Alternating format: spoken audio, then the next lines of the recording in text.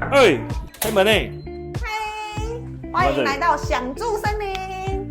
我跟你们说，这一次呢，因为大家的支持，所以我们才有办法怎么样被招待来住。这里呢，一进玄关是很贴心的，是有电梯，等一下给大家看一下。然后这是客厅，我们之前2次来住的时候，晚上都会在那边一起小酌，然后唱歌。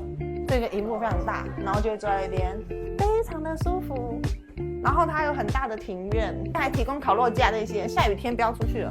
哦，走到这边的布置呢，走到哪里都有小马哥的画作。小马哥的画真是很漂亮。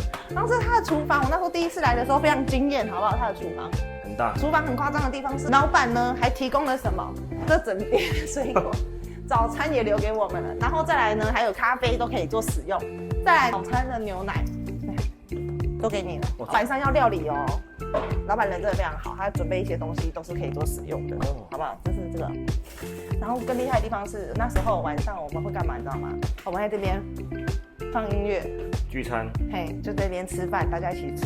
这个长桌就很适合聚餐。跟你说一个秘密，你来一下。跟你讲，这不是我家哦，好不好？你知道这里面有什么吗？有四季汤。你看，四季汤真的是必备，好不好？这边全部都是收藏的酒类。来，我今天住这里，这边是电梯，就搬行李都不会累。这是我的房间，我今天住这里。它每一层的配置都很厉害，好不好？房间，然后什么都有，该有的备品都有，而且呢，它连吹风机都是Dyson哦，高级吹风机，连吹风机都是Dyson，然后每一间都有阳台，就没有每一间嘛，就是阳台都可以走出去。大呢？对，走出去对啊。然后房间里面都一定有小马哥的画作，而且每一间都不一样。好想要一个。然后它的浴室很高级，然后配备免治马桶，好不好？很少民宿配备那么高级，然后每一间房间都是电子锁，非常安全。然后这是双人房型，噔噔，双人房型，也会配一个沙发这样，然后有一个小冰箱，都有，就是基本上。所以如果你们是一群朋友来住的话，是非常 OK。这个还有小马哥的画作。今天呢，因为有一群朋友一起来，还有带小朋友一起来，这个非常经典，好不好？